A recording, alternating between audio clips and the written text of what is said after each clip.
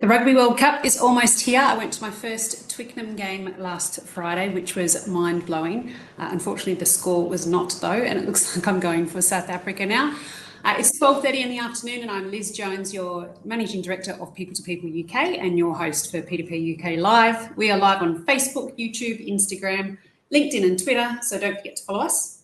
On today's show, we're going to have a look at the stat of the week, which we're going to have a look at some migration statistics between Australia and the UK. We'll take a look at some hot jobs in the UK, New Zealand and Australia.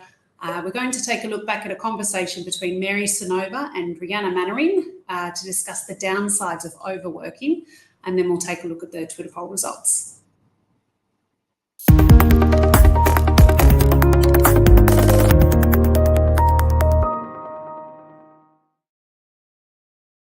So this week we're taking a look at migration between Australia and the UK. So we have some statistical data from 2021, and then we'll look at some data for most recently for net migration. So we've got approximately 87,000 Australian nationals residing in the United Kingdom in 2021. So this is an increase from 85,000 in 2008. The highest number for Australian nationals residing in the UK was in 2020 with 95,000. So currently at December 2022, the net migration to the UK is 606,000. And that is it for the start of the week.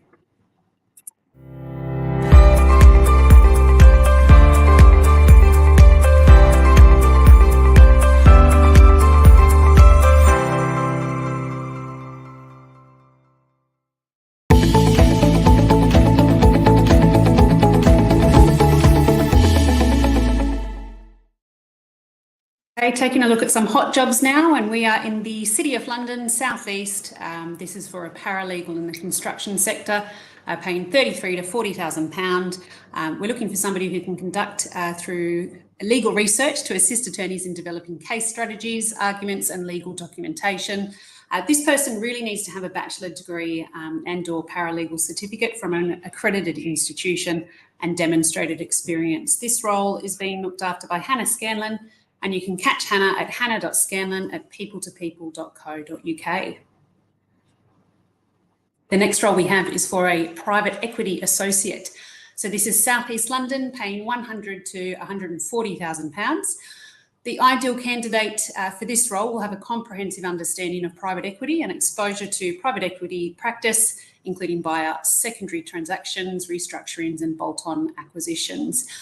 This is for a 4 to 5 post-PQE experienced person at a reputable firm, and you'll be working directly within the private equity team. This role is being looked after by Sam Tilby, and you can catch Sam on sam.tilby@people2people.co.uk.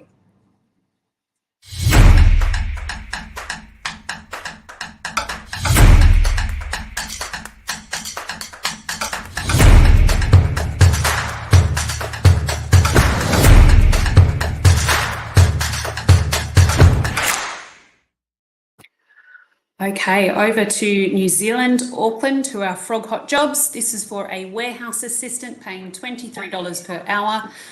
This person would be keeping the warehouse clean and tidy, picking, packing, accuracy with precision with products being picked. We're really looking for somebody who has a full driver's license and somebody with warehouse experience, and upskilling to gain your hoist license is also something that's on offer. This role is being looked after by Scott Bannister, and you can catch Scott on scott@frogrecruitment.co.nz.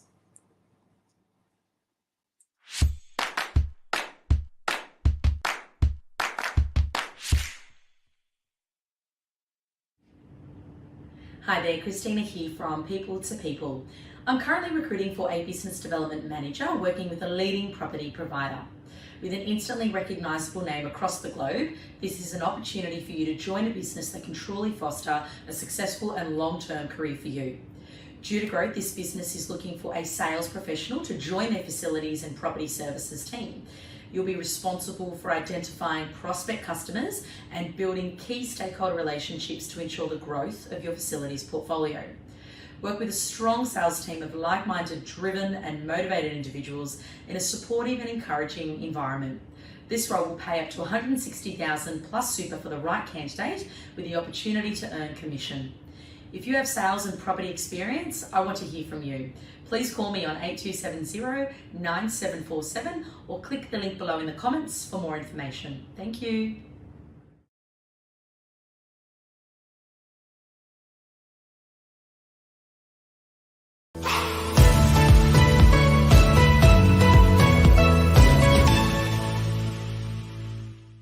We're joined this week by Rianna Mannering from our People2People office in Perth to talk about the topic of overworking and the negative effects on it.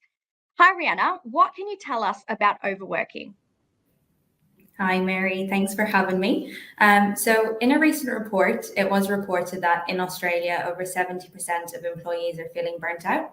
And it was determined that the number one cause of burnout was overworking in the first half of this year. So with high workloads and the expectation for employees to always be available when working from home.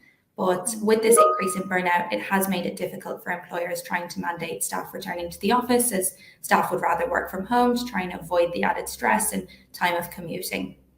Yeah, of course. And what are some of the common downsides of overworking? Absolutely. So we have a few, and we'll start with decreased productivity and creativity. So when you're overworking without breaks and rest, this can lead into a downward spiral in terms of your productivity and creativity. And we also have diminished work-life balance. So overworking can massively disrupt the balance between work and your personal life and lead to that sense of dissatisfaction and in turn resentment towards your job.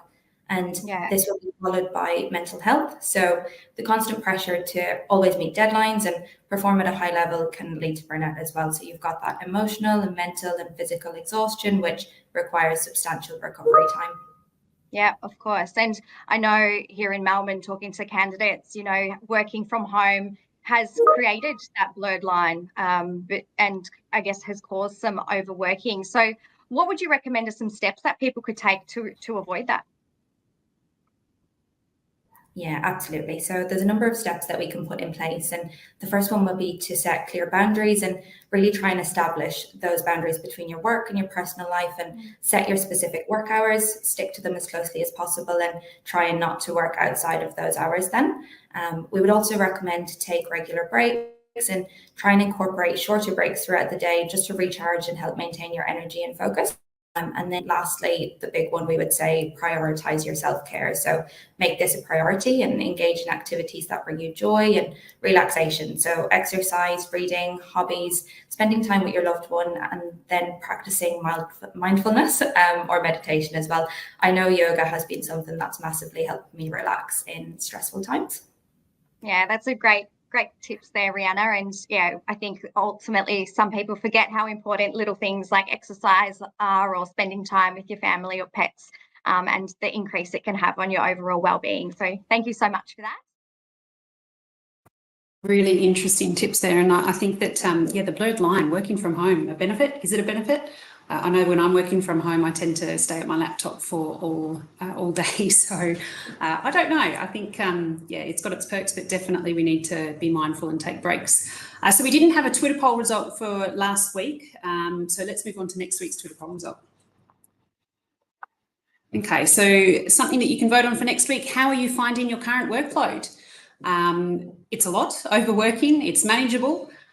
Or not a lot, quiet period. So I'll be very interested to see what people have to comment on that. That is it for P2P Live UK. I look forward to seeing you all 12:30 next Friday.